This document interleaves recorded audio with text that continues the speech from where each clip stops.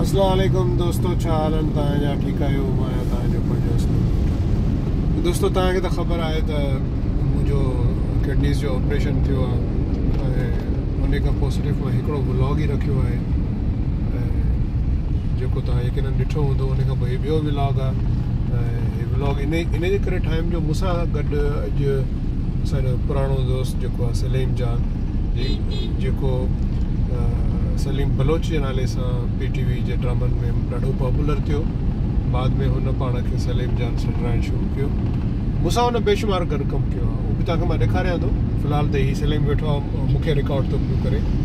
सो दोस्तो, ॻाल्हि इहा आई त अॼु असांखे धरती TV वारनि कॉल कयो ऐं हुननि वटि के प्रोग्राम्स हुया जेके हुननि असांखे ऑफर कया त तव्हां असां सां गॾु कमु कयो ऐं असां तव्हांखे सुठी सैलरी बि ॾींदासीं ऐं मतिलबु हिकिड़ो सुठो पैकेज ॾींदासीं ऐं बाक़ी नालो त तव्हांजो अलासीं हूअं ई वॾो ठाहियो आहे। सो उन्हनि सां डिस्कस कयोसीं ऐं धरती टेलीविज़न जी जेका हींअर डायरेक्टर प्रोग्राम्स आहे उहा तानिया ख़ान आहे। तानिया ख़ान मुंहिंजे इलाही ड्रामनि में कमु कयो आहे ऐं तमामु सुठी छोकिरी आहे ऐं मेन त रेस्पेक्ट कंदी आहे, असां बि रेस्पेक्ट कंदा आहियूं हुनजी। सो उन असां ॿिन्ही खे यानी मूंखे ऐं सलीम जान खे मूंखे त हिकिड़ो ई प्रोग्राम ॾिनो अथई जेको मां उन में होस्टिंग कंदुसि। उनजो फॉर्मेट फ़िलहाल तव्हांखे मां नथो ॿुधायां। बाक़ी सलीम खे उन 3 प्रोग्राम ॾिना आहिनि जेको सलीम कंदो ऐं मूंखे पाण खे ॾाढी ख़ुशी थी आहे त सलीम इहे प्रोग्राम वॾी ख़ुशी सां कंदो ऐं हुनजो एक्सपीरियंस बि आहे ऐं हुनजो प्लस इन्हनि कमनि में घणो एक्टिव रहंदो आहे। सो दोस्तो, दुआ कजो त नई असाइनमेंट आहे, नओं कमु आहे, त अलाह ताला असांखे एतिरी हिमत ॾे जो असां इहे सभु शयूं जेके आहिनि से असां ख़ुशि असलूबी सां अदा कयूं ऐं इन्हनि खे करे सघूं। छो त ऑपरेशन खां पोइ मुंहिंजो इहो पहिरियों प्रोग्राम हूंदो कंहिं बि TV चैनल जे लाइ जेको मां हींअर कयां थो धरती टेलीविज़न जी। ठीकु आहे न?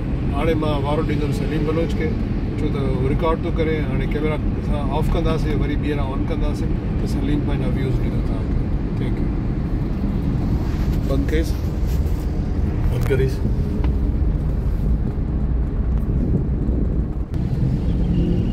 अस्सलाम वालेकुम। असलम वटि साहब सही चयो।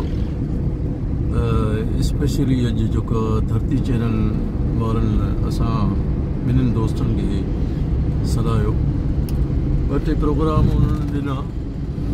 सो हींअर जेके प्रोग्राम असां जेके सिंधी मीडिया ते ॾिसूं पिया, सो जो मां ॻाल्हि कंदो आहियां हिकिड़ी क्लियर हिकिड़ी साफ़ सुथरी जो वॾी चेंजिंग्स आहे हींअर धरती चैनल्स में जेके प्रोग्राम हलनि पिया, मॉर्निंग शोज़, नाइट शोज़ जेके हलनि पिया। हींअर जेकी उनजी जेकी टीम वर्क आहे, ख़ासि तौर पे तानिया जी वर्किंग जेकी आहे तमामु ज़बरदस्त आहे ऐं स्पेशली जो ख़ासि हींअर मुबारक जे लाइक़ु आहे। हुन प्रोग्राम वॾा हिकिड़ा ख़ूबसूरत डिज़ाइन कया आहिनि। सो इंशाअल्लाह ताला असलम भुट्टो साहिब जो बि हिकिड़ो प्रोग्राम मूंसां कंदा, 2-3 ॿिया प्रोग्राम डिज़ाइन असां कया आहिनि, हुननि जा बि ऑलरेडी थियल आहिनि प्रोग्राम ऐं तमामु ख़ूबसूरत हिकिड़ा सेट लॻल आहिनि हिकिड़े सिंध जा जेके धरती चैनल जा। तो इंशाअल्लाह ताला अनक़रीब तव्हांखे तमामु ज़बरदस्त ऐं सुठा प्रोग्राम मिलंदा। थैंक यू असलम भुट्टो साहब ऐं धरती चैनल्स। Thank U. तव्हांजी वॾी महिरबानी। एक्चुअली हींअर मां गाड़ी जो ड्राइव कयां, बाक़ी वरी पोइ हल बाद में कंदासीं।